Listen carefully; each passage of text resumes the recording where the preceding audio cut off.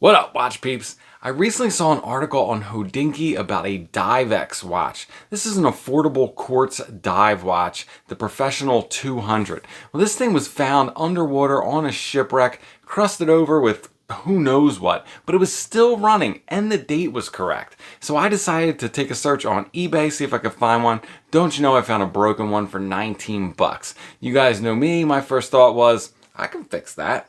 So let's check it out. I'm Pete and we are, did you say it? Chillin' with Watches.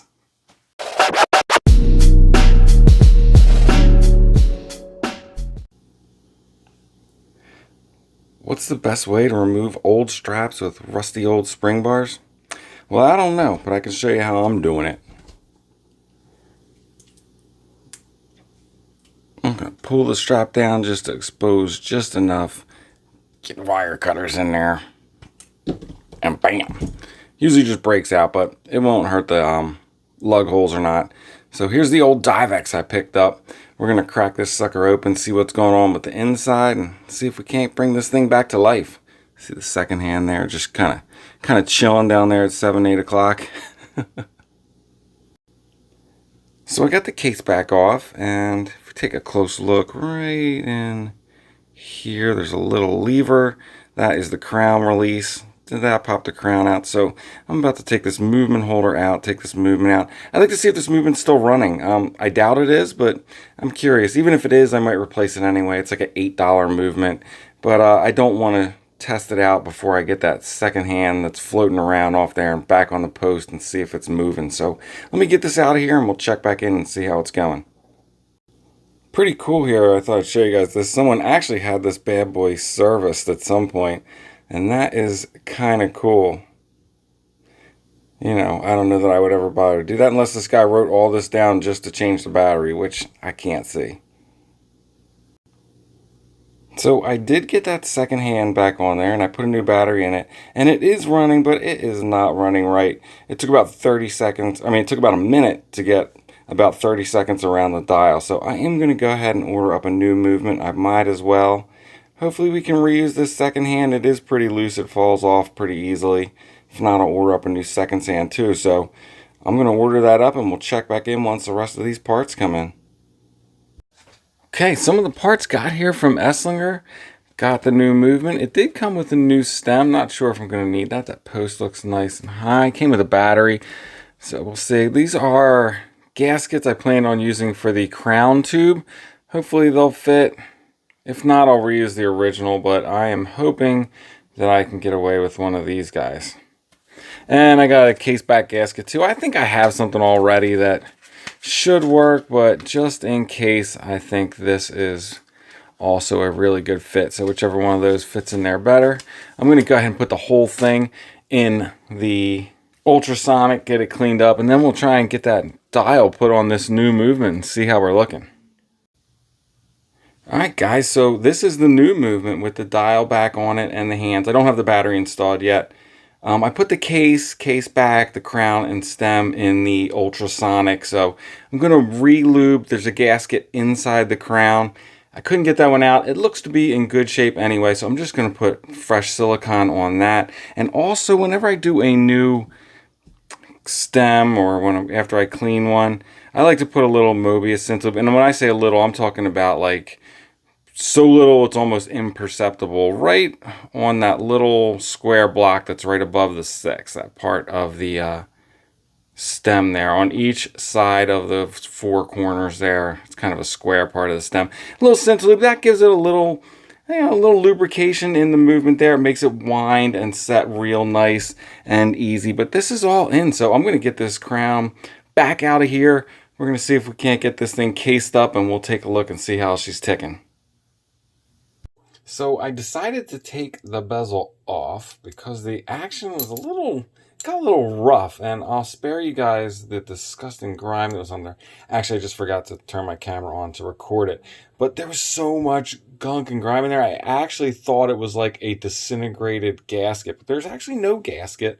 I think what this uses is a retention spring like a Vostok, along with a click spring, kind of like the Invicta Pro Divers.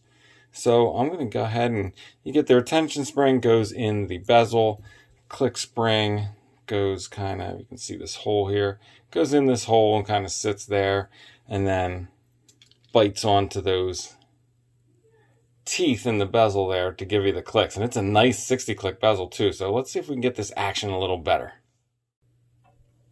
Who is the man? Who is the man? Who is the man? Oh yeah, that is so smooth and crispy. Perfection. Inside the crown, there's a gasket that sits in there. That one is not quite as integral to water resistance as the crown tube gasket is, but I'm going to put some fresh silicone grease on there. That one looked good. It looks clean, as you can see from here. The other place we want fresh silicone grease, you can see it, there's a gasket right inside the crown tube here. That's the one that'll go around this fatter part of the crown, or of the stem here. Yeah, I guess it is the crown. When that goes in there, that's the one we really need to worry about for water resistance. And then there's the new gasket. You also want to put grease on that, the case back gasket. I'm going to put this on, pressure test this bad boy, and see how we're doing. Alright, for those of you who haven't seen this on my channel before, I basically built this home pressure tester out of a water filtration canister that's rated to, I forget, it's like 100 PSI or something like that. I only ever cranked this thing up to about 5 ATMs, which is 70 PSI on the gauge here. I'm not looking for absolute water resistance. I'm just looking to see if there's anything wrong, any catastrophic failure. So I've let this sit. The watch is dry. It sits above this water line, and I give it 10 minutes for that pressure to penetrate the seals and get into that watch case. Then we're going to let this pressure out. I'm going to flip this on its side so the watch case becomes submerged, and we're going to look for bubbles coming out of either the crown tube, case back, or the crystal gasket. That'll tell me that it is leaking. So let's give it a go and see how we're doing.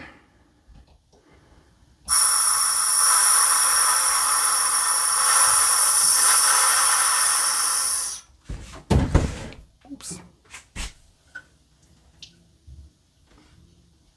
I'm not seeing any bubbles coming out of anywhere. You would see them either coming out of getting past the crown gasket, case back gasket. I was really hoping it wasn't the crystal because I don't know how readily available a crystal gasket will be. But that's a good pressure test. This thing's got 5 ATMs at least. I'm calling it.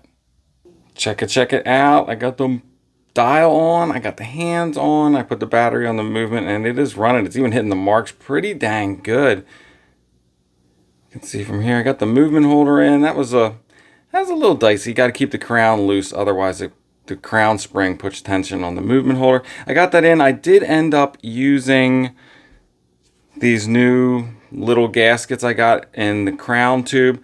They're 0.2 millimeters smaller than the shaft of the crown where it goes through the tube. So it's a nice tight fit. They're not quite as wide and flat as the originals, but I think it is a nice tight fit. I should do a waterproof test and see how that is. When I was talking about putting Sintalube on the stem, use an oiler. If you guys have ever seen one of these, I mean, they are microscopic in their size, but it is the way you want to apply oil in a watch movement or crown stem in this case without over applying. So I'm going to go ahead and get the case back on this thing and see which case back gasket I end up needing to use. But so far everything is looking super cool. So there we go. I got the case back on. I did end up using the gasket that I ordered. It fit in the case back gasket groove perfectly. That seems to be real good. The second hand that was on here, if you guys remember, it had fallen off.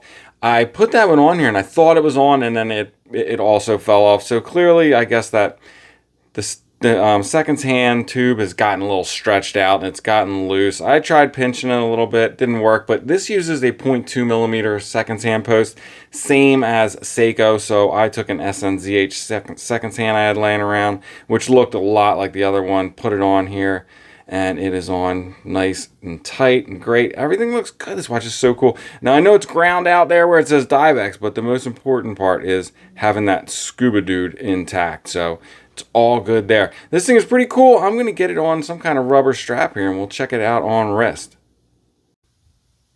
And here is the final product on wrist. I opted for this Tropic strap. I think it looks pretty cool on there. This thing wears great. It's nice and slim. These quartz movements can be a little bit of a pain in the butt. The posts are really small. The hand stack is kind of tight, the clearances.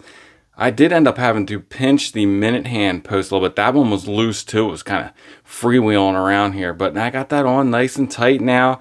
The alignment on the bezel is really good, looks spot on. Even the seconds hand almost hits all the marks really well. Really happy with the way this thing came out. Kind of cool. You know, is the crystal all scratched up? Yup, and I'm going to leave it that way because it matches the dial. Just a really neat kind of beat up quartz watch that I can actually get a little bit wet. I wouldn't die with it, but at least now I don't have to worry about getting it wet at all. There it is, the Divex Restoration. There it is, my restored Divex Professional 200. There's nothing like an old beat up patina dive watch. I think this thing will make a great casual grab and go quartz with a pretty cool story. Alright, before I let you guys go, sneaker check, wear my Jordan 1 lows, and that's it, I'm out. Alright, if it's not too much trouble, please like, subscribe, and come back next time. Peace.